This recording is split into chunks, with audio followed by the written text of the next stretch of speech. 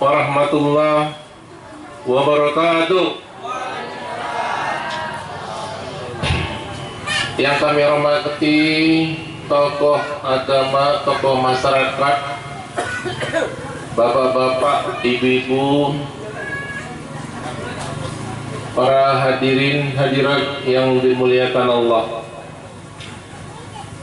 Hari ini kita kumpul tadi kami di mana ya, di Rawang panen hujan. Hujan itu adalah salah satu rahmat dari Allah. Panas juga dari atas merupakan sumber kehidupan air dan matahari.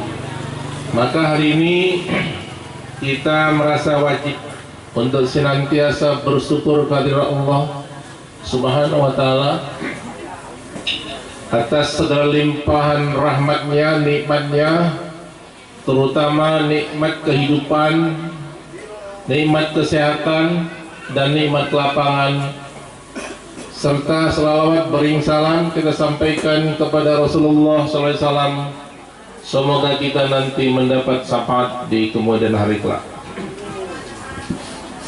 Ibu-ibu, saya benarkan tadi dari protokol Bapak sekalian, nama lengkap saya Amir Sarifudin. Dalam pilkada ini saya mencalon sebagai wakil bupati. Bupatinya Ibu Brigjen Purnawirawan Dr. Hajah Nur Hajijah Marpaung, SHMH, Magister Hukum. Ibu-ibu, kami mendaftar pada tanggal 3 Agustus. Allah mentakdirkan saya berpasangan dengan ibu ini. Sekali lagi Allah mentakdirkan, karena saya waktu itu tidak berencana apa-apa, tidak berencana dalam kegiatan politik, tapi Allah menggerakkan. Saya tidak tahu dari mana ujung pangkalnya, ketemulah pendaftaran terakhir pada tanggal 3 Agustus. Saya diberi waktu lagi oleh Komisi Pemilihan Umum untuk melengkapi berkas selama 15 hari. Saya berangkat ke Medan melengkapi berkas, dari surat SKCK, surat keputusan pengadilan negeri, surat keputusan pengadilan niaga, sama pendaftaran ke KPK. Tapi muncul isu yang tidak sedap, karena pasangan Ibu Nur Hajijah dengan Pak Amir ini, isu yang berkembang adalah bayangan boneka. Kami mendaftar resmi dari nomor 1 isu itu. Bapak Ibu kalau melihat ada 2 pasang calon untuk jadi bupati, yang satu difitnah bahwa kami boneka, akal ibu yang diberikan Allah. Bapak berpikir, siapa yang mengeluarkan isu itu? Siapa, Bu? Yang mana lagi? Pasangan yang mana? Pasang satu lagi. Kita mau kampanye. Orang sebelah sana bilang kampanye dengan santun religius, tapi kerjanya propaganda, bikin provokator. Apakah itu santun, Bu? Tidak. Malu kita, ya. Ibu-ibu, bapak sekarang kalian, hari ini kita termasuk dalam proses pematangan sesuai dengan agama yang kita anut. Kalau kita duduk dalam majelis ilmu seperti ini, pahalanya lebih besar daripada 100 kali sholat sunat. Saya ingatkan, bahwa Rasul juga melarang kita meninggalkan pertemuan karena itu termasuk dosa. Ibu-ibu, tahapan fitnah itu kami lalui. Fitnah kedua masuk lagi, bahwa ibu ini dibayar katanya. Saya dibayar. Yang bayar siapa itu? Kita tidak pernah orang itu mengkampanye apapun. Kami di depan ribut. Yang ketiga, kalau nanti menang nomor 1 pasangan Nur Amir, katanya Raskin dihapuskan. Tidak benar. Yang terjadi, saya kampanye di mana-mana, di partai wirid-wirid Yasin ibu-ibu, saya tanya, malah mereka mengeluh, kami punya uang Pak, orang susah, tapi beli beras nggak bisa. Kenapa? Karena kami tidak dimasukkan dalam daftar orang yang bisa mendapat Raskin. Kami tidak punya kenalan, katanya. Maka saya sampaikan, ke depan kita akan data ini betul-betul. Tidak boleh yang dekat dengan kepala desa, dekat dengan camat itu dapat prioritas. Tidak boleh itu. Pemimpin itu harus jujur. Kemarin kami debat di Hotel Safety Garden di Kisaran. Diminta saya membuat pernyataan closing statement. Saya sampaikan bahwa seorang pemimpin itu harus jujur terhadap rakyatnya, jujur ucapannya, jujur perbuatannya. Yang kedua, pemimpin harus adil terhadap rakyatnya. Tidak ada pamiliisme, tidak ada membela sepihak. Dan yang ketiga saya bilang, pemimpin tidak boleh menzolimi rakyatnya. Pemimpin tidak boleh menzolimi pegawai negeri. Potong 2,5% dengan alasan apapun tidak dibenarkan oleh agama manapun. Karena kalau orang mendapat honor gaji 1 bulan, itu adalah hak untuk istri dan anaknya. Haram hukumnya. Bapak Ibu, saya bekerja di pemerintahan tahun 79 sampai 84 di Dinas PU Kota Medan. Karena saya testing tanpa digging siapa-siapa. Saya juga anak orang susah naik sepeda kuliah. Sampai saya ambil S2 di ITB juga saya jalan kaki. Saya anak orang susah, 16 kami saudara, saya paling tua. Satu ibu. Jadi pengalaman pahit, rumah ini lebih bagus dari rumah saya dulu kecil. Atap rumah saya rumbia, dindingnya papan. Tapi saya punya tekad, saya kepingin berubah. Karena dalam Islam diajarkan, falsafat manusia diajarkan. Kalau hidup kita hari ini sama dengan yang kemarin, itu namanya kita merugi. Betul Bu? Kalau hidup kita hari ini lebih jelek dari yang kemarin, apa Bu? Celaka. Sebaik-baik hidup kita berubah, lebih bagus hari ini, lebih baik dari hari semalam, hari kemarin. Itulah perubahan. Rasul dilahirkan pada tahun 1400 Hijriah. Itu membawa misi. Yang pertama sejak diangkat jadi Rasul, misinya pertama apa? Misinya adalah memperbaiki akhlak manusia. Betul Bu? Yang kedua misinya membawa misi tauhid, mengesahkan Allah. Itu yang kedua. Yang ketiga, beliau membawa misi masalah ibadah. Setelah Isra Mi'raj, datanglah perintah ibadah dan disempurnakan yang keempat, termasuk tentang sholat, puasa, dan yang lain-lain. Artinya Rasul itu membawa perubahan. Kemarin kami debat, orang lain itu menyatakan bahwa kami melanjutkan yang lalu, 5 tahun lalu kita membangun sama dengan itu. Nauzubillah min dzalik. Orang dibawa rakyat asal ini sama dengan 5 tahun yang lalu. Itulah merugi di dunia, merugi di akhirat. Bapak ibu-ibu mau dibawa pemimpin menjadi orang merugi? Mau Pak? Tidak. Kita bawa perubahan. Saya bertugas di Asahan sebagai Kepala Dinas PU tahun 87. Sebelumnya saya Kepala Dinas Pekerjaan Umum juga di Langkat 84 sampai 87. Di perintah Gubernur saya kembali ke Asahan, ditarik.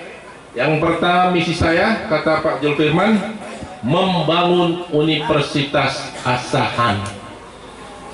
Ibu lihat, selesai pembangunannya kan? Itu salah satu karya saya.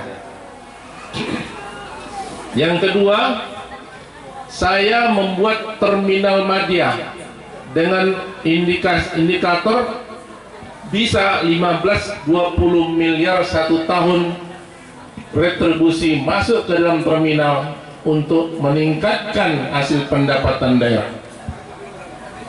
Sekarang tidak difungsikan. Sejak saya berangkat tahun 2000 tidak difungsikan. Yang ketiga, Bapak pernah lewat Jalan Cokro Membonjol, Kisaran. Itu saya lebarkan 4 tahun itu, dari tahun 91 sampai tahun 95, ribut orang. Saya tidak peduli. Saya lebarkan kiri kanan 7 meter, dibikin paret, diaspal beton, kasih polo jalan ke gua, ada lampu merkuri di tengah. Sekarang bisa 4 jalur. Kalau dulu cuma 2 aja becak yang selisih, tidak bisa. Saya bongkar kuburan di depan terminal, saya pindahkan, saya pugar. Semua kuburan waktu itu saya kasih nama Pekuburan Muslim Awal Palah, Perguruan Muslim Raudatul Jannah. Banyak dikasih perbaikan, karyanya banyak. Nah, saya tanya, pada waktu saya Kepala PU di Asahan, saya bikin sebagai ketua kebersihan kota Kisaran.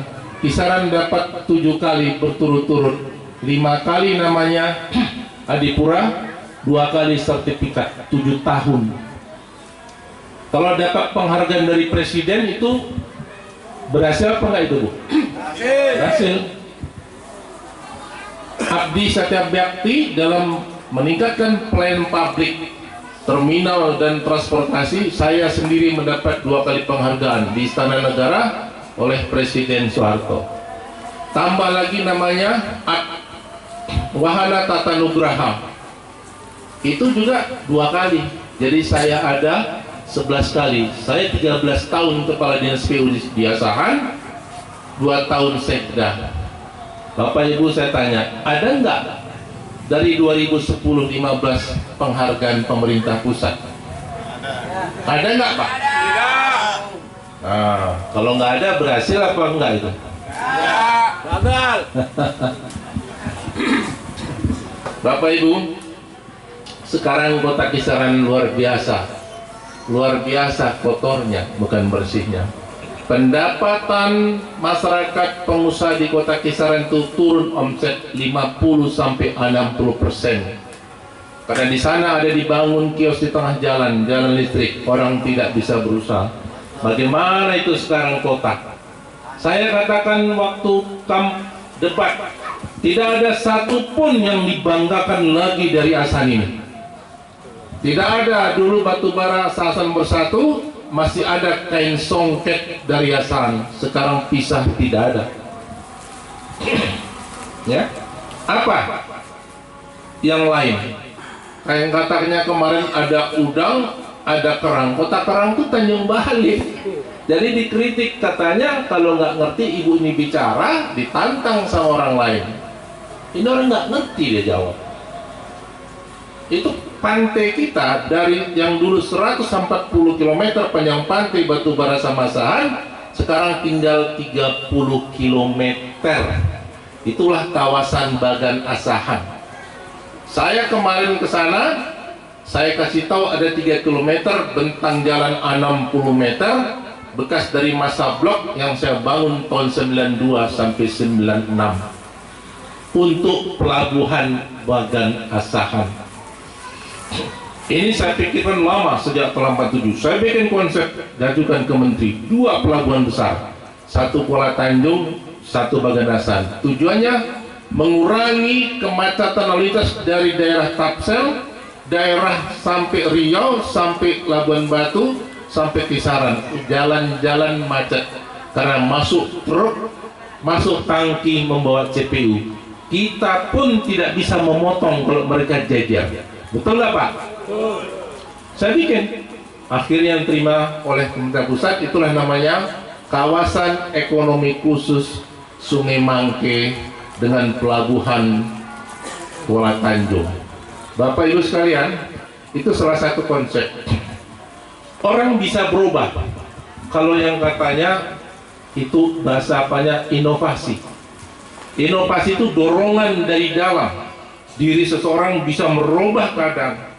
Tapi dorongan dari luar yang namanya motivasi. Saya konsep begitu banyak. Di sebelah polisi, Bapak lihat, Ibu lihat, pada waktu saya sekda kemarin, saya gali situ danau besar sedalam 3 meter. Sekarang anak-anak bisa naik sepeda air. Karena saya sadar orang asahan, orang kisaran tidak ada hiburan buat anak-anaknya. Saya sedih pernah melihat di TV ada anak-anak tanggung meminta Honda sama orang tuanya, tidak diberi, dia mau gantung diri di tower. Betul nggak itu? Nah, lihat itu. Ada yang salah di keluarga kita di Asani, ada yang salah pendidikan. Bapak Ibu sekalian, pada tanggal 9 Desember kerja seluruh pemilih kita DPT 500 sekian ribu orang hanya datang ke TPS menusuk, nggak mencucuk, mencoblos, itu hanya paling waktu pun setengah menit, tidak ada beban berat, tidak ada Bapak membawa uang ke TPS. Nah sekarang tinggal Bapak Ibu mau berubah, kita enggak. Bapak Ibu, kalau saya lihat kemarin Bapak ya, ada di negara lain itu, di negara yang namanya negara termehek-mehek, provinsinya itu Simsalabim, kabupatennya Abrakadabra. Di sana juga ada pilkada serentak. Saya dengar informasinya, bupatinya memakai camat, sekcam, kepala desa, kepala dusun digerakkan untuk memilih dia. Walaupun dia tidak jadi bupati lagi, tapi orang kok takut. Ada salah satu menulis di Facebook di negara, di kabupaten Abrakadabra. Saya heran Pak, orang sudah tidak berkuasa kok takut semua, karena sudah semacam Tuhan dia katanya. Itulah makanya kita jatuh hukum pegawai negeri ini bisa sirik, karena kalau takut selain kepada Allah, jatuh hukumnya sirik. Betul Ustaz? Nah, orang sirik tidak diterima amal ibadahnya dan tidak dikabulkan Allah doanya. Nauzubillah min dzalik. Karena hanya pegawai loyal sama itu, dia rusak akidahnya, rusak tauhidnya. Silat-silat berubah, nomor 1 jadi pemenang. Wah, gawat kita. Lihat sekarang provinsi Sumatera Utara. Tadi saya bergeser di sana, di kota yang 1001 malam. Hari ini saya bicara Indonesia. Sedih nggak Bapak? Sumatera Utara bulan lalu kita lihat satu-satu masuk penjara, KPK nahan, dari gubernur, anggota DPR, ketua DPR, partainya pun entah partai apa kita nggak tahu, segala macam tuh, kepala dinas, ya kan? Itu Pak, sudah nggak takut orang sama Allah, mengambil yang bukan haknya. Makanya saya bilang tadi, saya bukan proses kampanye politik, tapi ada proses pembelajaran di sini buat kita. Politik itu pada dasarnya, esensinya adalah politik adalah seni merangkai berbagai kemungkinan untuk mencapai tujuan. Itulah politik, tidak perlu ditakuti. Nah sekarang Ibu, bagaimana kebijakan pemerintah? 1,5 triliun anggaran kita 1 tahun di Asani. Tapi sedih saya, anak sekolah masuk SMA negeri bayar sekian juta uang pembangunan, betul Bu? Masuk SMP negeri bayar sekian, itu sudah dihapuskan pemerintah pusat. Kenapa dibiarkan? Ada dana BOS bagi yang tidak mampu, ada bantuan buku untuk murid, ada sertifikasi guru. Kalau gurunya negeri 1 bulan dia 3,5 juta atau 4 juta, dikasih dana sertifikasi sejumlah gajinya, besar gaji guru. Itu APBN. Jadi Bapak Ibu sekalian, ke depan saya sedih, saya tanya guru, kenapa begitu Bu? Macam mana lah Pak? Katanya, kami pun tidak menyetor, katanya. Guru disuruh mencari duit. Tidak boleh itu Pak. Sesudah orang tua, guru adalah orang tua kedua buat anak-anak. Ya Bu ya. Saya belajar dulu, nengok guru kalau jumpa jalan kita minggir. Kita bilang, selamat sore Pak Guru, salam. Gimana? Menantang muka guru pun kita nggak berani. Makanya dulu banyak bagus, jadi jenderal, jadi insinyur, jadi dokter, kita takut. Nah sekarang apa terjadi Bu kalau begini? Berikutnya, kemarin saya sosialisasi di Sungai Halim Asak. Di situ banyak keluarga kita campur Jawa Nasrani. Ada seorang ibu, dia sedih, nangis. Ada temannya, mau pulang saya, temanannya 3 orang itu, perempuan dan laki-laki. Pak, minta tolong Pak, kami semua berharap mendukung Bapak menang, katanya. Makasih Bu, saya bilang. Saya minta tolong kalau nanti menang bisa nggak kemanakan saya ini? Bapaknya sudah meninggal, mamanya meninggal, sudah bertahun-tahun saya urus akte kelahiran nggak dapat. Ibu catat saya, datang Ibu nanti, begitu 9 Desember kita menang, pelantikan seminggu Ibu datang, saya keluarkan itu. Saya panggil kepala dinasnya, tanda tangan itu. Anak itu menderita karena bapaknya tidak ada, ibunya tidak ada.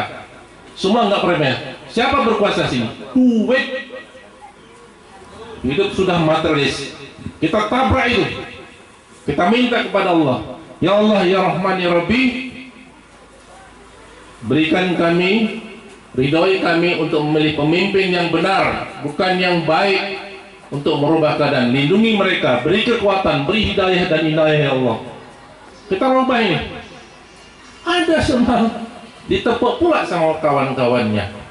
Betul, lanjutkan. Yang saya nggak tahu lanjutkan itu apa. Yang tertunda. Lanjutkan. Kita nggak mau. Tinggal hidup. Jangan karena di 100.000 dikasih beras 10 kilo. Apa tadi? NPW bedanya? Hah? Nomor piro?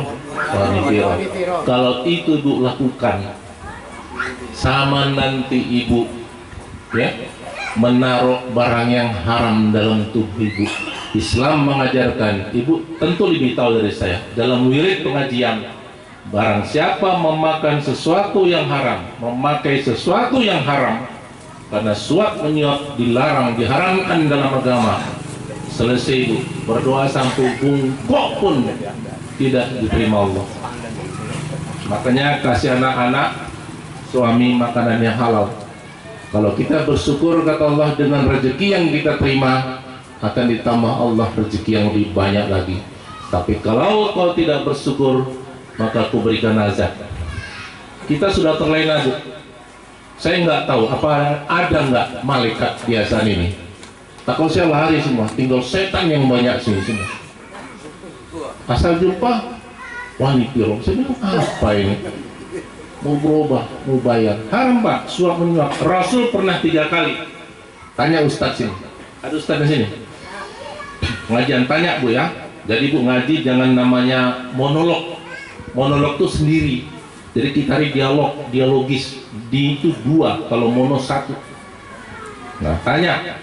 Rasul pernah pada waktu di Madinah dipilih ya Rasul, nanti aku bisalah jadi gubernur, aku bisa jadi khalifah. Rasul pergi meninggalkan 3 kali. Ditanya sahabat, Kenapa Rasulullah meninggalkan kami? Sedangkan Rasul mengajarkan dalam setiap pertemuan tidak diizinkan umat Islam meninggalkan sampai selesai pertemuan itu. Katanya apa terakhir? Bahwa aku tidak menyukai orang-orang yang meminta jabatan dan orang-orang yang melakukan suap menyuap. Bapak Ibu, hari ini kita terpengaruh kalau dikasih sekian dapat sekian, tapi kita lupa.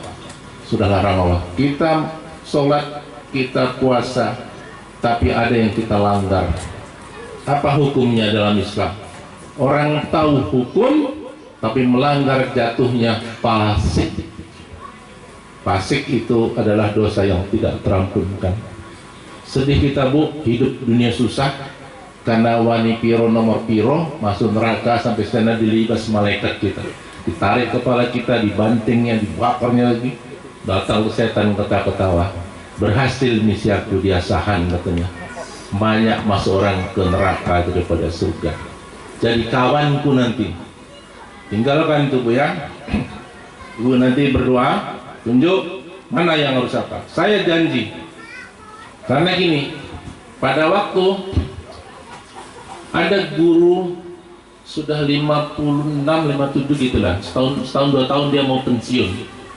Saya sekda di Kabupaten Asam, datang nangis dia. Kenapa Bu? Tadi udah langsung bilang nggak masuk. Orang yang sedih apa? Saya tanya situ di meja saya. Begini Pak, saya kepingin pulang ke kampung, tapi mintalah jadi kepala sekolah setahun lagi ya. Paling lama 2 tahun pensiun. Bisa saya buat SK ini, saya tempel di dinding nanti bekas kepala sekolah. Itulah kebanggaan saya sebagai guru. Kenapa Bu? Saya urus di sini. Kantor bupati dimintalah 5 juta. Pindah saja pakai duit. Dia mau ke Sungai Kepayang, orang tak mau ke situ. Saya panggil kepala BKD, ke bagian sini. Ini udah pernah. Sudah Pak, udah 2 tahun nih kami capek memohon. Nangis. Kau bikin SK, saya tunggu di sini. Saya teken ini, Ibu jangan pergi. Siap Bu, setengah jam siap saya teken. Bisa? Dia tidak punya siapa-siapa. Bagaimana kalau Ibu gitu sedih, tidak diberi orang nasib? Ini gawat kita. Satu lagi, saya jumpa seseorang waktu di Medan, dia jalan-jalan banaknya di Santaja. Ditegurnya saya nggak kenal ya memang, tapi kenapa Amir? Kenal saya bilang, cuma lupa. Ada apa Bu? Baliklah Pak Kasahan katanya. Sejak Bapak tinggal tahun 2009 jadi sekda, hancur kami. Saya Pak, suami saya meninggal. Inilah anak saya Pak, anak yatim 3 orang. Kenapa Bu? Nangis dia. Gaji peninggalan suaminya 3 juta, pensiunnya. Rupanya suaminya dipotong lagi bank sumut, kredit 2 juta, tinggal 1 juta. Itu pun dipotong 2,5%, bukan dari 1 juta, tapi dari 3 juta. Bayangkan, nauzubillah min dzalik, orang tidak takut kepada Allah, dia berani mengambil hak orang. Itulah zolim. Zolim itu mengambil hak orang. Zolim itu engkar kepada Allah. Jangan Pak biasakan kalau kita mau sehat hidup dunia dan akhirat. Ini kita lawan. Kezuliman itu, melawan kezuliman itu jihad Pak. Jihad itu melawan kemiskinan. Banyak orang miskin di sini. Setiap tahun bertambah, hampir 26%. Melawan kebodohan. Sekarang rakyat ditokohi, ya, ditakuti. Siapa melawan sikap? Macam Tuhan sudah. Ya kan?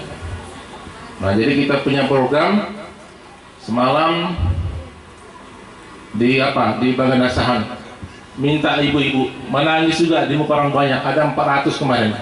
Habis joget nangis ya, keluarnya saya. Kenapa Pak? Kalau janji Pak, kami minta bisa tidak Bapak usahakan ambulan di sini. Karena puskesmas ini tak ada ambulan. Kalau sakit pernah orang dibawa naik becak, mati di becak itu. Iya, iya kan semalam? Iya betul. Saya suruh catat. Saya minta sama saya itu nanti ibu sebagai wati, dia siap. Kita belikan ambulans, kita taruh dokter. Kalau tidak mau dokter situ, kita berhentikan. Masih banyak dokter lain mau jadi pegawai. Tegas kita Pak. Tidak boleh main-main sini. Saya kepala PU tahun 94-95 itu di Rawang, di Arjoman sama di daerah Meranti pernah 5 orang anak mati kena demam berdarah. Dipanggil Pak Syotang hari Sabtu malam, ditelepon, tolong besok rapat Pak Amir, panggil semua kepala puskesmas supaya jangan merebak karena anak kecil meninggal. Waktu itu tentara ini paling takut sama atasannya, sampai pensiun dia takut karena dia pertaruhkan sabta marganya, nama baiknya. Saya panggil, ternyata dokter di Rawang, kepala puskesmas sama Meranti tidak ada di tempat, yang lain hadir. Memang saya kepala PU, tapi perintah bupati itu saya jalankan. Saya telepon cari jalur, dapat masih di Medan, pakai ambulans 22 menghadiri pesta keluarga. Yang satu sedang belanja bahannya kepentingan sekolah di Tamrin Plaza. Saya suruh pulang, Pak Arisin aja. Apa Bu yang saya putuskan? Saya sipil loh, tapi sikap saya tegas. Saya usulkan Pak Syotang, Bupati, Pak, ini 2 dokter puskesmas tidak berhentikan Pak. Oke? Saya panggil kepala BKD, bikin SK berhenti, hari Senin serah terima. Seninnya datang minta maaf, saya bilang tidak. Karena dokter meninggal ke tempat tugas, 5 orang anak bayi, anak balita meninggal karena tidak mendapatkan pertolongan. Ajal memang ajal, tapi kalau sudah ditolong, itulah ya innalillahi wa inna ilaihi raji'un. Tapi yang sakit, kita tidak berupaya, meninggal berarti kita sedih, tidak bisa menolong dia. Saya lakukan itu, Ibu jangan ragu. Jadi sekarang itu saya cek, ternyata memang tidak ada yang menempati puskesmas. Kenapa itu?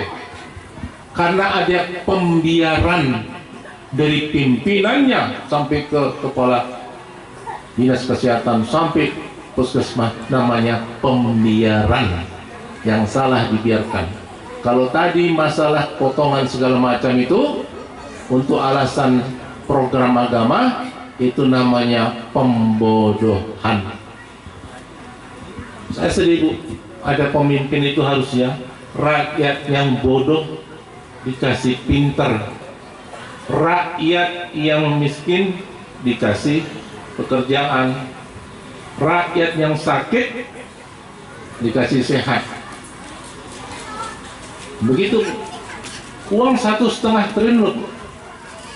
Nah jadi di sini kalau saya lihat ada pertanyaan kita, ada bibit sawit setahun berapa miliar dibeli, ada bibit pinang, ada bibit coklat.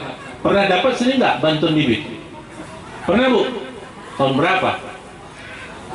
Berapa batang itu? Tahun berapa itu? 2008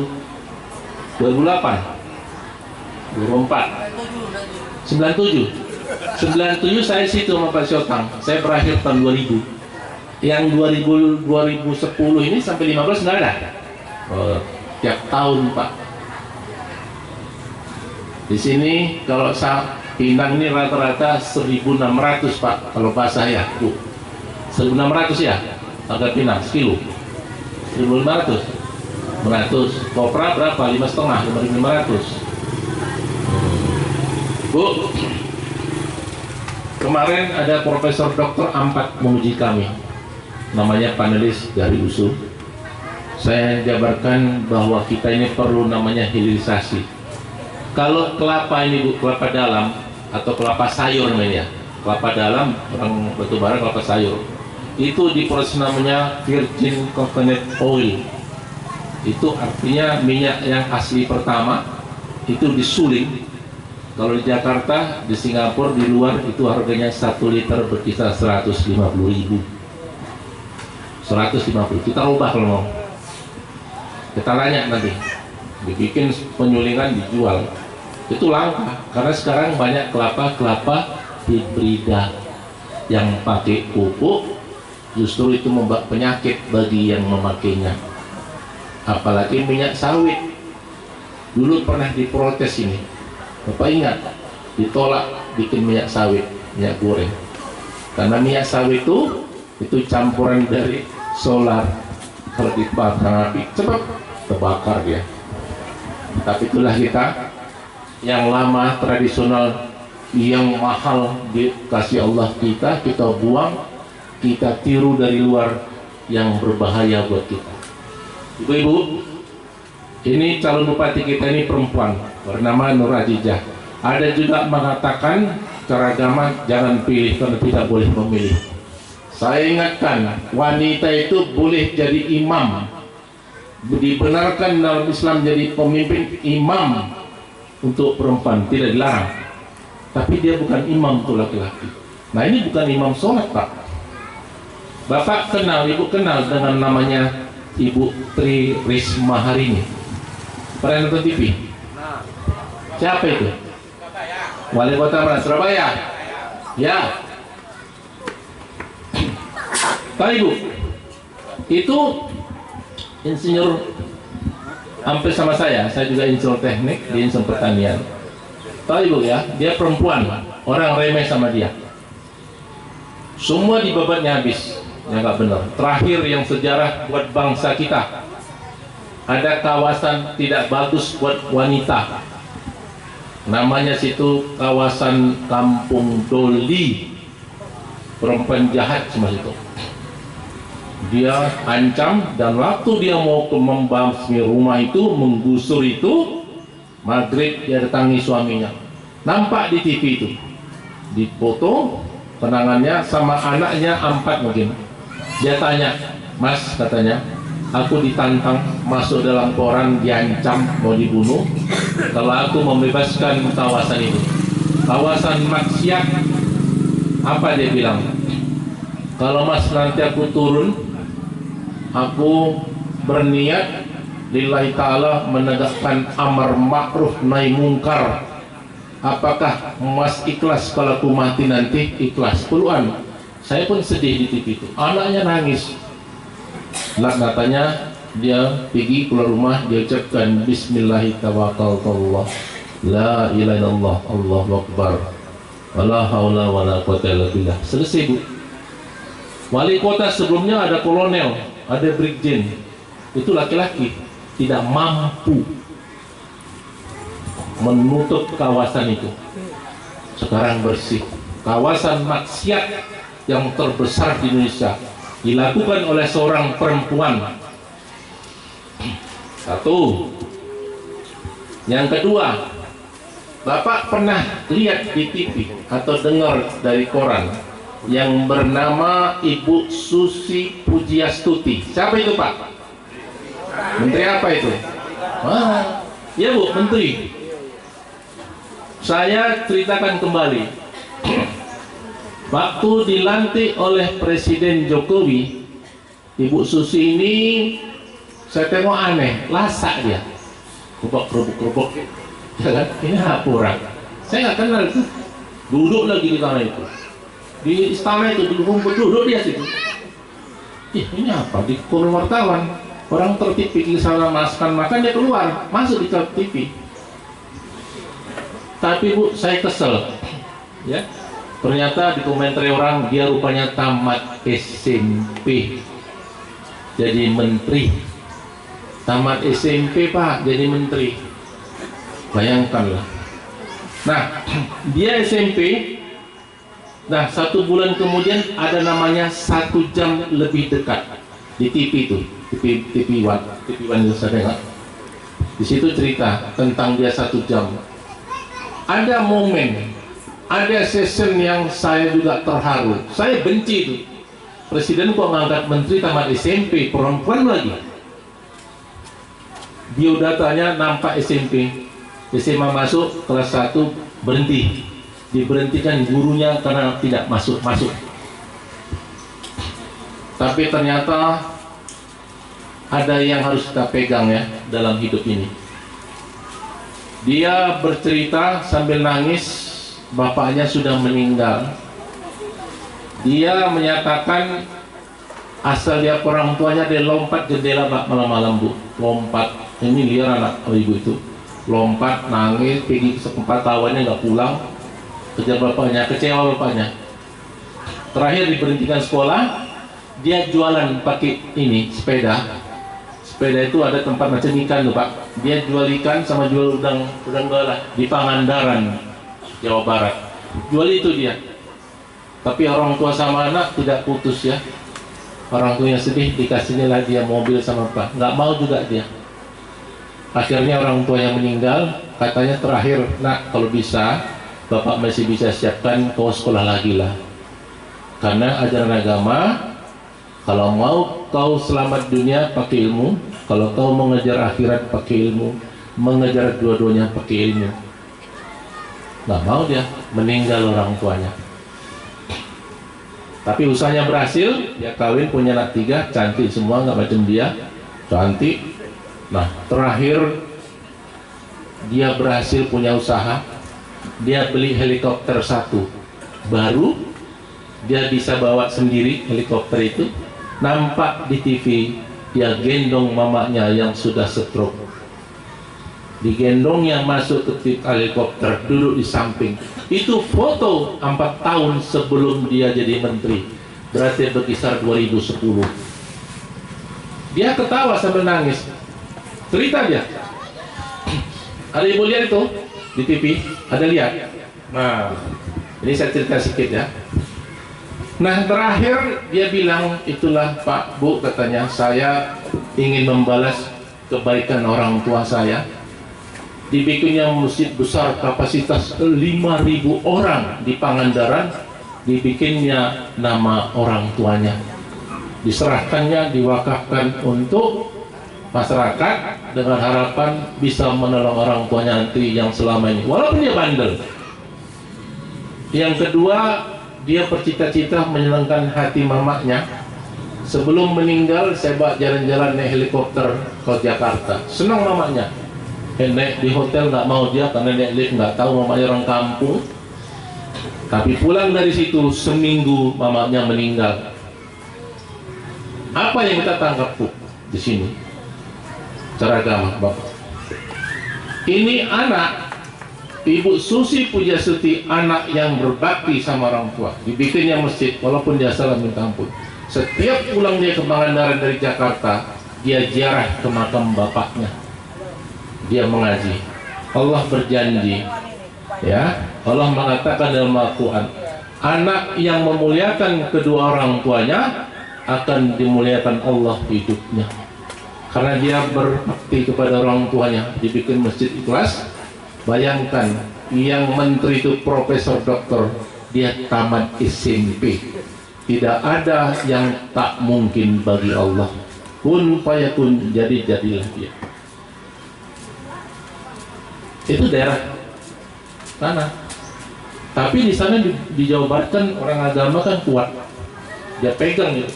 Sekarang dia baik. Nah dia kasih petunjuk sama anaknya yang 3 itu. Anak-anakku katanya sekolah bagus-bagus, ternyata 3 dikirimnya ada ke Amerika, ada ke Inggris.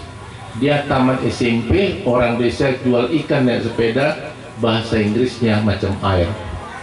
Dan satu lagi, ada janji Allah, anak yang muliakan orang tua dan dia ikhlas menegakkan amar ma'ruf nahi mungkar, dikasih Allah malaikat 2 di depan, dijaga Allah malaikat 2 di belakang, kiri kanan 2 di atas. Allah itulah mendapatnya yang diri Allah, dikasih Allah perlindungan. Kapal sudah 141 ditenggelamkannya, ditembaknya kapal itu. Bayangkan dia tidak jenderal, tenggelamkan. Bingung Jokowi, ditelepon duta besar Perdana Menteri Singapura, wah gawat, tidak peduli katanya, karena kekayaan kita sudah dicuri oleh orang asing. Ikan tuna di mana harganya selama turun, kemarin sudah naik jadi 80.000 per kilo, karena udah langka. Ikan kita diambil sampai ke Hong Kong, Filipina, Australia, dicuri dari laut kita. Dan sekarang nelayan yang ada di sana rata-rata bisa mendapat ikan sekali ke laut 80 kg. Bukan harimau dilarangnya Pak, tembak katanya. Bayangkan, itu jenderal bener, ini gimana nih orang ini, tapi berani dia. Nah hari ini Bu, kita mau berubah. Ibu percayakan nanti Ibu ini, saya konsep di bidang teknologi, ya, sebagai orang yang bergerak di bidang pembangunan. Kita rubah bahasanya. Kami berdua mau di akhir hidup ini apalah yang kami titip, yang kami jadikan amal jariah buat di Yaumil Mahsyar. Tidak ada. Saya bilang ya, saya tidak pernah bercita-cita mau jadi bupati wakil. Tapi ibu itu mengontak, dari mana nomornya saya tidak tahu, maka saya bilang saya digerakkan Allah, ibu itu digerakkan, jadilah kami. Tidak saling kenal Bu, saya tak kenal. Waktu mendaftar saya kenal ibu di samping, tapi saya kembali ditelepon orang, saya bilang inilah bagi Allah untuk mempertemukan ini. Saya siap, saya bilang. Jadi Bapak Ibu sekalian, kalau kami berdua yang tak kenal, macam mana Bapak Ibu? Ya, uang kita banyak, kita perbaiki nasib ibu dan anak. Ada posyandu. Ya, tadi malam saya ketemu dengan kira-kira 26 kepala dusun sekdes di satu tempat. Sebelumnya ada 100 orang. Mereka itu katanya diubur-ubur oleh camat, oleh desa untuk memenangkan nomor 1, mendata semua. Ini tidak jujur Pak. Prinsipnya pegawai negeri tidak boleh memihak salah satu calon, tapi kami sekarang rakyat yang kami datangi, rakyat kami ajak memilih, tapi mereka itu pegawai negeri. Kemarin kami tangkap salah satu kesos di Kecamatan Meranti, sudah diproses, terpenuhi unsur pidana, tadi diperiksa tersangkanya. Saya sudah minta semua data. Saya bilang 2 hari ini Senin saya akan bikin laporan dengan ibu ini ke Menteri Dalam Negeri. Pegawai negeri yang terlibat kita minta harus diberikan sanksi hukum, dipecat dengan tidak hormat. 2 yang kena karena mereka sudah menyatakan camat. Kezaliman dilawan Pak, bukan dibiarkan. Bapak lihat zolim, Bapak pilih, Bapak dukung, sama apa dosanya dengan dia nanti. Itu Bapak bilang, lawan. Selemah limah orang melawan zolim adalah hatinya, berdalam hati. Sekuat-kuatnya dengan tangannya, yang kedua dengan ucapannya. Betul nggak itu Bu? Kita lawan. Ada perintah Allah, ada sunnah Rasul, kok takut kita?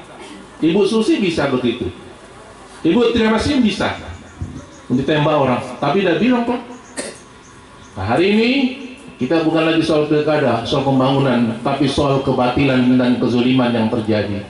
Tidak boleh. Jadi Bapak bilang tahun 97 bagi bibit, Pak Menurung, itu kami lakukan Pak Syotang. Dulu masa saya di sini pernah kita bikin namanya apa namanya itu, untuk bantuan rumah secara bergulir, bedah rumah secara bergulir, itu sudah saya bikin tahun 95-96 tuh. Itu konsep kami, masih pesisir pantai. Nah itu teruskan. Dana Bapak setiap desa 1 miliar dibantu pusat. Jadi kalau ada menyatakan bantuan kepada penggali kuburan, Bilal mayat sama guru ngaji, dia yang bantu, itu pembohong, pendusta. Itu uang ADD, uang anggaran dana desa yang diberikan pemerintah pusat pada tahun 2014-2015, ada anggarannya itu. Pakai Bapak.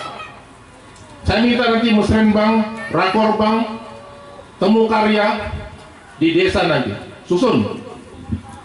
Itu uang tidak boleh mampir di apa kabupaten. Baca teks TV di Metro TV lain itu, bahwa ancaman Menteri dan Menteri Keuangan, tidak boleh uang dana desa itu berhenti di kantor bupati, harus disalurkan ke desa. Tadi malam mereka nyatakan LPM itu lembaga pemberdayaan masyarakat, daftarnya 16 orang, ternyata yang betul murni 9 orang, yang 7 fiktif. Kenapa ditanya Pak? Kata kepala desa dipakai untuk ini katanya. Sudahlah itu. Nah, dari kecil kita tidak boleh berbohong. Ternyata biasanya kejujuran itu mahal harganya. Keadilan itu sulit kita dapat biasanya. Kita perlu beragama Pak. Kenapa diam semua ini? Hah? Ya Pak, Ibu, Kami menyatakan suara rakyat adalah suara Tuhan. Lakukan itu. Itulah konsep daripada demokrasi, demos and kratos. Ya, pilih orang yang pintar. Karena ibu bapak tahu, kalau suatu negara, suatu pekerjaan, satu jabatan diserahkan kepada yang tidak ahlinya, tunggu kehancurannya. Betul Pak? Betul Bu? Lawan ini. Ibu nanti punya anak perempuan, jadi dokter, punya anak perempuan, jadi kolonel, mau jadi bupati, mau jadi gubernur, dilarang. Ibu sedih nggak? Sedih. Rasul mengangkat derajat wanita, Bu. Zaman jahiliyah kalau ada pasangan suami istri, lahir anak yang perempuan, adanya dia apa Ibu? Ditanam, dibunuh, taruh padang pasir. Makanya kalau ibu bicara, buka sejarah Rasul, sejarah khalifah, nampak pernah Khalifah Umar bin Khattab nangis ke dalam Rasul. Kenapa engkau nangis, hai Umar? Ya Rasul, apakah Allah memaafkan dosaku? Kenapa? Karena dengan tanganku inilah ku bunuh anakku 2 orang perempuan, ku tanam sendiri. Sedangkan Islam mengajarkan kesetaraan laki-laki perempuan. Nah hari ini 51%, 51,8% pemilih diasan perempuan. Kalau pilih yang perempuan, perempuan milih perempuan, selesai ini Bu. Jadilah kita negara yang baldatun, thayyibatun, wa ghafurur rahim. Bapak Ibu, nggak sulit kalau kita pedang Quran dan hadis, tenang hidup kita. Berzikir kita, ya Hayyu ya Qayyum, ya Hayyu ya Qayyum, la ilaha illa anta subhanaka inni kuntu minadz. Selesai kita dekat dengan Allah. Allah berjanji, ya, ada hadis qudsi menyatakan kalau orang, hai malaikat Jibril, ada orang berzikir dalam berwudu, padahal sampai dia tidur, bawalah, jemputlah rohnya itu, taruhkan di depan arasku sama dengan para nabi, para syuhada. Makanya jangan lupa berzikir, zikir menenangkan hati dan kita dekat dengan Allah. Kita banyak lupa, maka nanti pilkada jangan lupa pada Allah. Ya, malamnya ada serangan fajar, serangan maghrib, senjang isya, entah serangan apa lagi. Jangan terima. Atau bapak apa terima tapi jangan pilih dia, karena itu bukan uang dia, itu bukan uang dia. Dan kami tidak lakukan. Kenapa? Kita berpegang, jangan kita lakukan yang haram Pak. Banyak orang dikabulkan doanya jadi gubernur, 2 gubernur kita dikabulkan Allah doanya, tapi tidak diridhoi sampai akhir jabatan, bahkan sebelum berakhir berumah di tahanan KPK. Makanya kita minta pekerjaan kita, perjalanan kita, hidup kita yang diridhoi Allah, yang disukai Allah, yang disenangi Allah. Itulah arti kata ridho. Ibu-ibu, ini sudah agak sore. Saya sebelum tutup, ada tidak pertanyaan Ibu? Kalau ada Ibu 2, Bapak 2, silakan. Kita tutup nanti, saya pertanyaan 2. Silakan, ini ada deh. Ada mic lagi Pak. Ada mic coba. Saya mau kenal ini. Coba.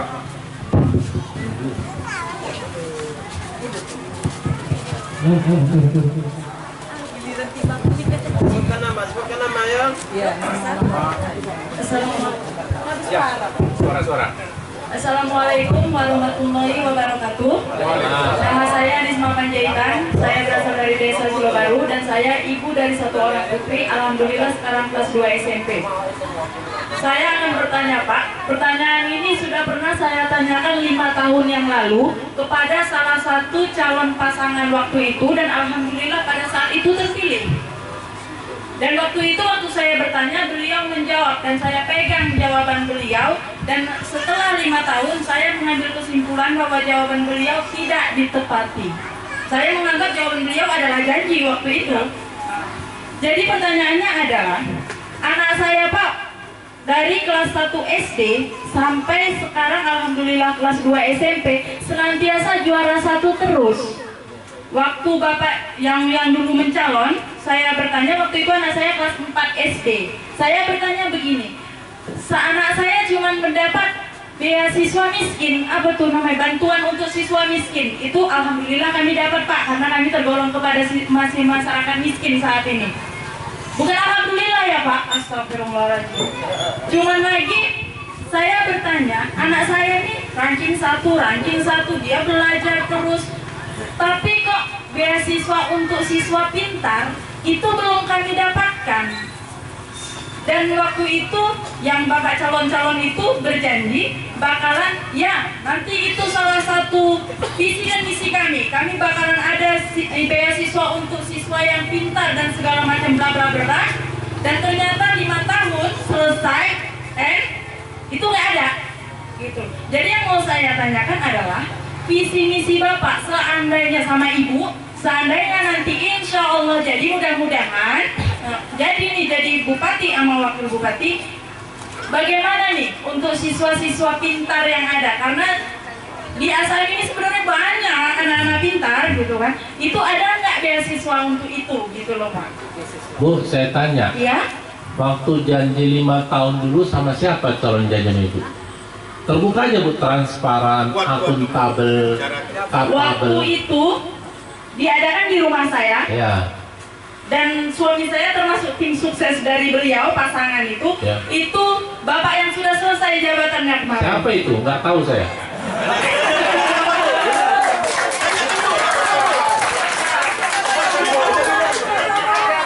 Maaf ya.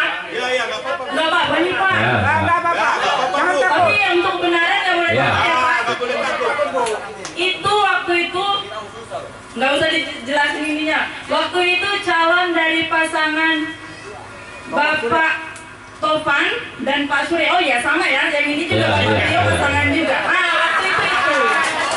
Jadi saya termasuk orang yang kena bohongin gitu loh. Tapi memang nggak langsung beliaunya. Kalau saya bilang langsung beliaunya yang ngomong, saya jadi pembohong juga nanti kan. Waktu itu adalah TS beliau yang dari kabupaten lah yang datang ke rumah saya gitu. Jadi loh, kok anak awak belajarnya dipaksa serius-serius biar dapat ranking 1 nak, biar dapat beasiswa. Jangan orang miskin aja yang dapat, kita nih masa pintarnya karena miskin aja dapat duit gitu kan Pak. Mau juga pengen, kita dapat duit karena anak kita pintar. Itu yang mau awak. Seenggaknya kan ini jadi apa nih untuk anak-anak awak? Jadi motivasi belajar Ya, terus ya. gitu loh Pak. Ya, terima kasih Ibu penjelasan ya. Ibunya lagi satu coba. Ini bagus-bagus ini di sini. Belum saya tutup. Tutup dulu, tutup lagi. Saya sudahi. Assalamualaikum warahmatullahi wabarakatuh. Salam. Salam perjuangan. Mantap salamnya. Ada lagi satu Bu, pinter sini. Pantas saya pinter karena ibunya pinter juga. Silakan Bu. Apalagi jarang kita ketemu Bu. Nah, Bapak nih Bapak, maju Pak, maju sini. Maju. Siapa ini ibu-ibunya lagi ya?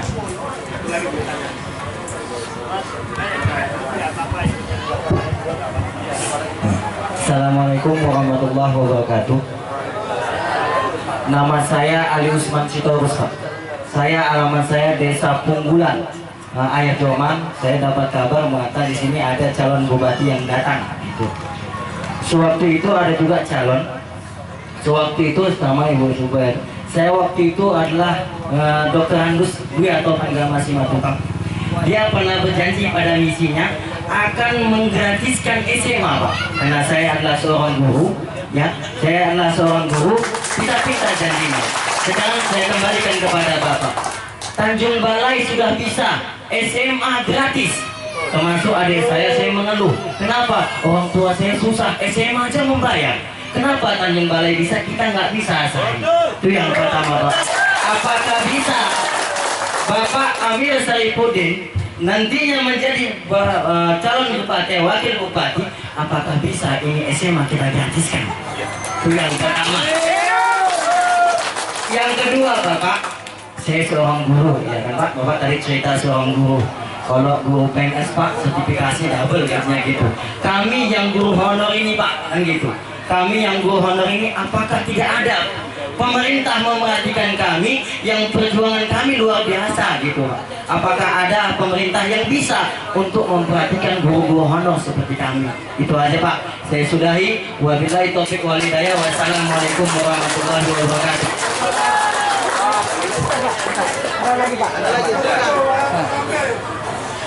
Namanya Pak ya? Sebut namanya Pak. Assalamualaikum warahmatullahi wabarakatuh. Nama saya Sakur, penduduk desa Silolama, Dusun 1. Saya Pak, masalah sekolah juga. Dulu waktu Pak Bupati almarhum Pak Resudin dulu pernah berjanji akan membikinkan sekolah SMA atau SMK di Silolaut. Ternyata sekarang Kecamatan Silolaut sudah berjalan 4 tahun. SMK ataupun SMA itu nggak pernah kunjung datang. Dulu sebetulnya udah mau dibuat, kelapa sudah ditumbang tapi dipindahkan oleh almarhum Pak Resudin ke Punggulan. Maka ini kalau nanti Bapak Amir Haribudin sudah bisa menjadi wakil bupati untuk Silolaut Pak, pertama kami minta sekolahan itu karena anak-anak cucu kami terlalu jauh ke Punggulan itu. Jadi sudah wajar kalau memang SMK itu diadakan di Silolaut ini. Itu yang saya minta Pak. Jadi harapan kami jadi nanti Ibu dan Bapak jadi bupati, utama sekali untuk Silolaut sekolah. Nah, itu Pak. Jadi kami tetap mendukung Bapak dan Ibu dan Bapak. Sekian dan terima kasih. Terima kasih. Ya, kita menghargai 3 tadi mewakili masyarakat. Yang pertama, ada satu lagi. Nah, silakan.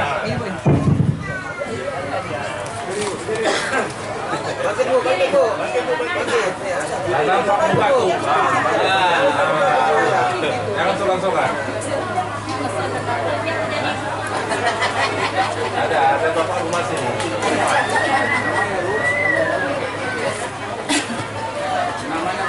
Assalamualaikum warahmatullahi wabarakatuh.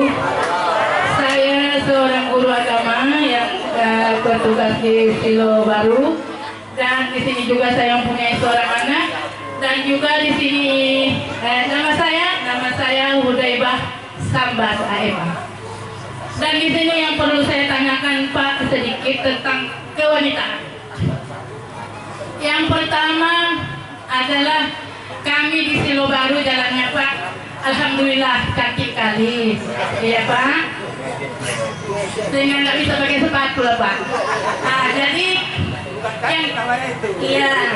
yang kedua, masalah kami kan dari perempuan ini yang mempunyai suami, kalau melahirkan itu Pak selalulah mengeluh. Kenapa? Melahirkan itu harus di rumah bidan.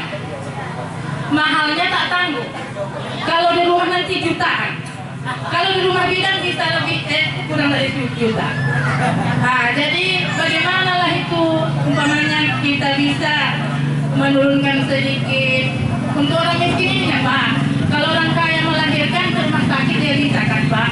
Kalau orang miskin kan mau ke rumah bidan jalannya alhamdulillah lah Pak. Kalau Silo Baru ya Pak, kalau sini saya tak tahu lah. Nah, jadi mereka ini memohon bagaimanalah caranya kalau istri-istri Bapak yang kurang mampu ini bisa melahirkan di rumah dengan tenaga yang agak ringan. Itu saja. Suaminya mana Bu? Suaminya? Suami saya Pak, alhamdulillah sudah pulang ke alam Pak. Jadi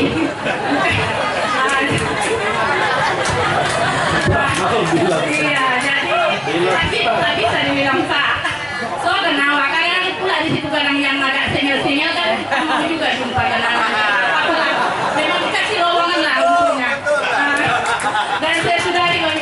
taufiq wal hidayah. Wassalamualaikum warahmatullahi wabarakatuh. Salam.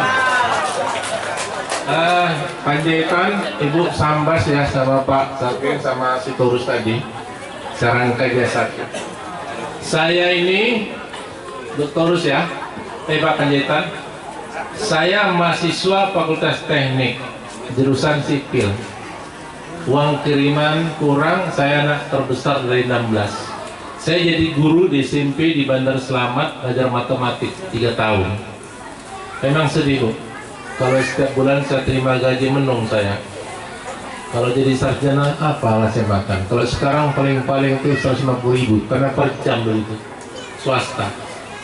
Menung saya. Saya mahasiswa juga jadi asisten dosen, ngajar ya, ngajar Magung sama Institut Teknologi Medan. Tapi tak juga cukup. 2 jadi asisten dosen, 1 guru les, guru matematik. Untuk mendapatkan makan malam saya mahasiswa, saya mengajar privat les matematik. Jadi dibayarlah uang makan saya itu dari mengajar 1 bulan. Nah, berikutnya saya pernah dosen juga lagi di Universitas Hasan. Pernah saya rektor. Tahu Bu, karena saya pernah guru di Universitas Hasan itu ada namanya sekarang jadi rektor nama penggantinya Ramlan Tambunan. Itu saya kasih beasiswa. Uang pribadi bukan dari UNA, honor saya waktu itu besar, saya kasih dia 2 tahun ambil S2 di Malaysia. 1 saya taruh ambil S2 di Universitas Gajah Mada. Saya sampai hari ini mendirikan pesantren, ketua pembina nama Gisabat, waktu kepala PU 84. Jadi pesantren itu nama saya ketua pembina, ada 3 jadi pengurus anggota. Nah, di situ saya melatih setiap minggu 2 kali saya, sebelum kemarin saya di sana. Itu saya kasih beasiswa. Akhirnya ada dapat beasiswa kemarin ke Syria, ada ke Arab, ke Mesir, mendalami yang namanya tahfizul Quran. Mahasiswanya santri 1.200, luas tanahnya kisar 8 hektar. Artinya saya lakukan itu. Prinsip hidup saya Bu ya, kita boleh salah tapi jangan bohong. Ya, kita boleh salah jangan bohong. Kalau salah seperti ini, kita orang aku salah perbaiki. Tapi kalau mengambil uang rakyat, memotong gaji pegawai itu bukan salah, itu kejahatan. Nah jadi Bu, saya juga penerima beasiswa. Dapat beasiswa di DTB 2 tahun ngambil master. Sekali lagi saya beasiswa MA Magister Manajemen, saya juga di situ nilai saya cum laude, IP saya 3,8. Jadi saya memperhatikan SDM. Kita tidak bisa maju kalau kita tidak mengajarkan kepada generasi. Perubahan ini hebat, berubah itu hebat. Jepang pada tahun 1666 sampai 1869, 3 tahun yang namanya proses restorasi Meiji. Karena selama ini pemerintah di sana ada namanya kaisar dengan shogun, dirubah keterbukaan menerima orang asing Amerika dan Eropa, maju Jepang.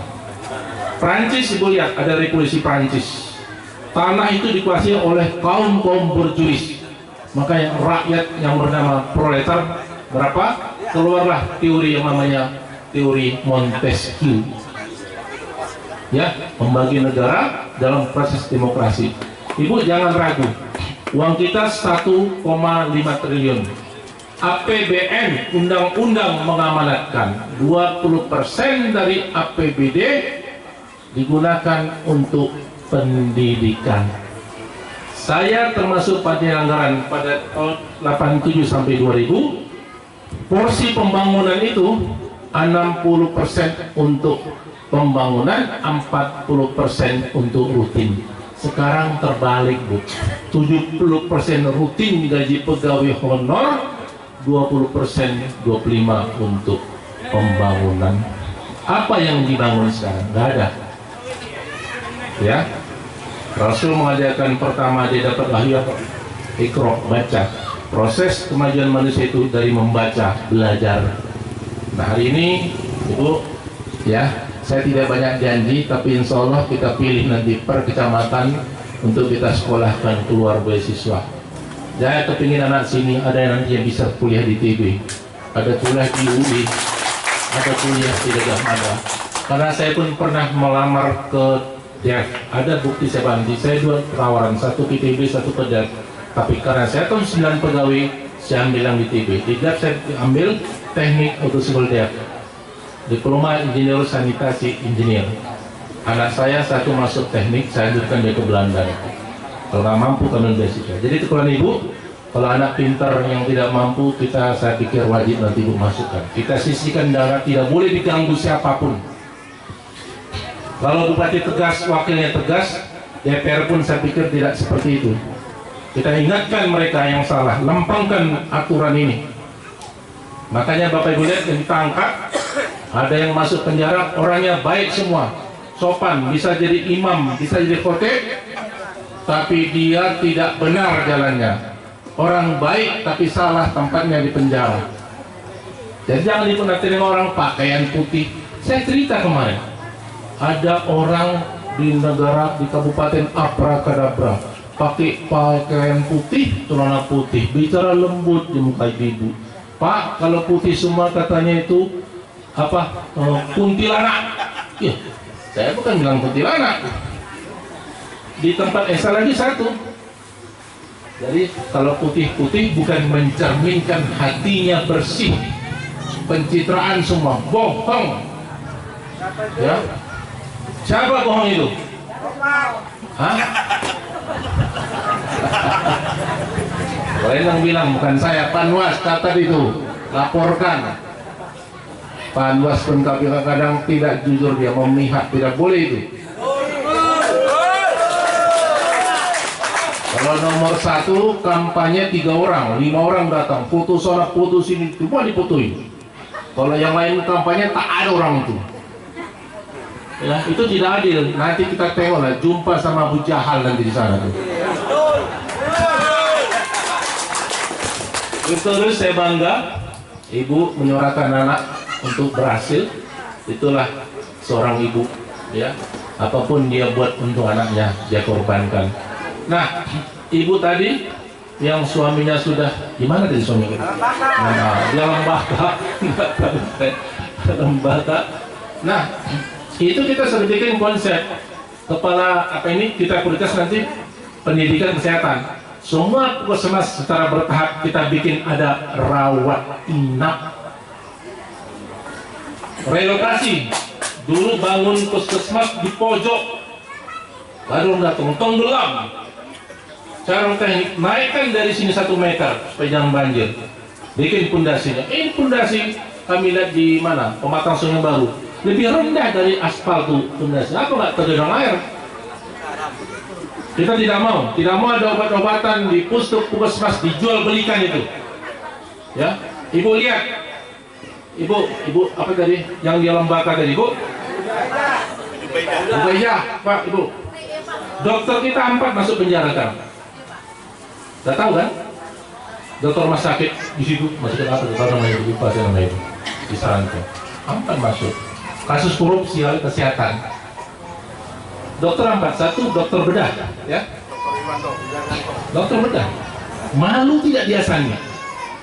Dinas tata kota 4 orang masuk, dinas PU 20 orang masuk, di rumah sakit 4 masuk, lain lagi perawatnya, lain PPK-nya, total hampir 60 karena kasus korupsi. APRI, kalau ada anak buahnya yang salah korupsi, yang bertanggung jawab atasannya, pemimpinnya harus mengundurkan diri. Betul nggak ini? Malu dia. Tidak ada budaya malu lagi di Asan ini. Mencuri, merampok semua, terang-terangan, tidak takut hukum Allah. Bapak Ibu jangan ragu, pilih, ya. Saya tidak banyak janji dari tentang ibu itu tentang pendidikan kita upayakan. Apakah bentuknya Allah? Makanya tadi dana bos ada untuk orang miskin. Saya masuk pesantren ada 10 orang anak miskin, kita kasih makan. Saya ketuanya loh, nanukan ijazah. Kita kasih makan, kita kasih tempat tinggal, beri uang sekolah. Saya sekarang mewajibkan tahun ajaran baru ini namanya pesantren Ulumul Quran, ilmunya Al-Quran. Saya wajibkan untuk sanawiyah tamat dia harus bisa habis minimal 1 juz. Ada kemarin laporan dari waktu saya di kisaran ini, saya nggak bisa ke sana, Pak ada 5 orang nggak mau belajar Quran, keluarkan dia, keluarkan itu, kembali ke sama orang tuanya. Kenapa di dalam Al-Quran?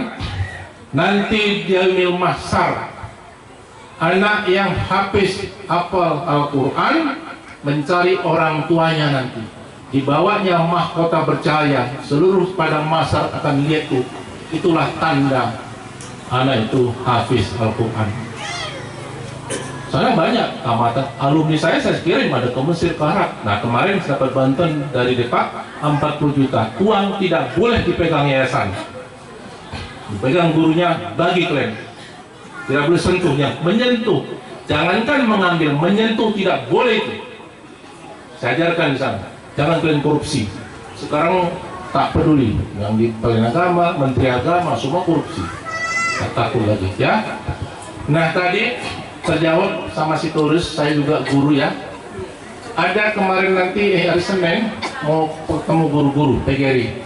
Salah satunya mungkin yang bisa dibantu, kalau guru nanti mungkin guru negeri selain sertifikasi dia kita bantu naik pangkat, naik gaji berkarat tidak otomatis. Karena seperti tua pegawai negeri, kepala sekolah itu kan digaji dia setiap bulan. Jangan lagi mengambil untung. Bikin akte notaris catatan sipil, ada yang bayar katanya 900. Nah, kemarin ada mengeluh, Pak kepala desa bagaimana kalau tua? Saya bilang kita panggil nanti itu. Sebagusnya kalau buku agama buku nikah dapat, begitu nikah sudah dikeluarkan hari itu juga. Saya mau bikin program Bu, tapi bukan janji. Kita bikin pendidikan nanti pranikah. Kita kumpulkan orang mau nikah 6 bulan. Kita kasih briefing tentang kewajiban istri sama suaminya, kewajiban wanita sebagai ibu ngurus anaknya. Karena saya lihat problema anak-anak sekarang nakal karena di rumah tangga yang kurang harmonis. Kapan kita bisa mawaddah warahmah? Kapan bisa? Kalau istri sahabat Rasul, wanita kata Rasul menjadi istri yang solehah, kalau melihat mukanya tidak bosan kita, teduh mukanya. Nah, jadi suami, bagaimana Bu? Ada 3 yang kita takuti nanti masuk neraka jahanam yang tidak bisa diangkat. Pertama, kita durhaka kepada Allah Subhanahu wa taala. Yang kedua, anak durhaka sama orang tuanya. Yang ketiga, istri durhaka sama suaminya. Khadijah setiap malam meminta mohon ampun, minta maaf, menyalam Rasul, nangis minta maaf atas kesalahannya. Itulah yang bilang. Jadi kita perbaiki semua Bu ya. Jadi sakinah, mawaddah, warahmah. Sudah itu Bapak tadi, Pak mengenai guru, mengenai sekolah. Saya tidak janji kita evaluasi. Karena tadi banyak SMA, nah kita regrouping nanti Pak. Misalnya di sini sudah grouping masuk di sini. Yang penting tidak mungkin pula setiap desa ada pula nanti SMA berapa ratus SMA. Nah ya, jadi kita ada kebutuhan, ada keinginan. Keinginan itu semua bicara mau, tapi kebutuhan itu hal mendasar. Kapan dibutuhkan? Jadi kita beli barang, apa yang kita pakai itu namanya kebutuhan. Kalau kita beli barang suka-suka hati namanya keinginan. Itulah nafsu. Ada lagi Ibu? Saya tanya. Kami datang tanggal 9 nanti Ibu memilih nomor berapa Bu? Nah, berapa? Tanggal 9 kalau mau robah milih nomor berapa? Amin. Mudah-mudahan kita menjadi orang yang soleh, orang yang beriman. Ciri orang beriman, dia tidak munafik. Hari ini bilang 1, besok pilih nomor 4 katanya. Tak jadi kita. Ya Bu ya, dari kami nanti sudah itu tidak semua sekaligus. Kalau misalnya puskesmas rawat inap kita ada 25 kecamatan, kita bagi dulu tahun ini misalnya 5, tahun depan apa gitu. Malah saya berpikir salah satu lagi yang paling penting bahwa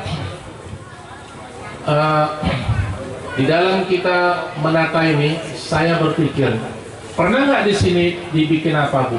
Bapak, ada penghasilan, pernah lebah. Saya tahu sini ada pohon kan? Kelapa banyak, belum. Saya pernah bagi di desa apa itu? Desa Banjar ya? Lubu Palas. Itu bagus. Antara gawangan kelapa sawit ditanam coklat, di bawahnya lagi apa? Ya, Bapak Ibu, sama-sama kita berdoa. Ya, tugas Bapak tidak berat. Tanggal 9 pagi masuk TPS, tunjuk nomor 1. Mudah-mudahan Ibu Panjaitan kami tidak mengecewakan. Karena saya bilang Ibu, kita tidak mau janji supaya yang tidak bisa kita pegang. Tapi kalau Bapak merajuk nanti tak penuh, nah itu terserah Bapak. Karena Bapak memilih yang bagaimana tadi, yang janji sama Ibu Panjaitan tadi siapa saya tak tahu. Dan saya yakin anak Ibu pinter karena ya, kalau mau lihat watak sifat anak itu, dialah watak sifat ibunya. Kalau mau naik melihat kelompok manusia benar salahnya, tengok sama siapa dia berkawan.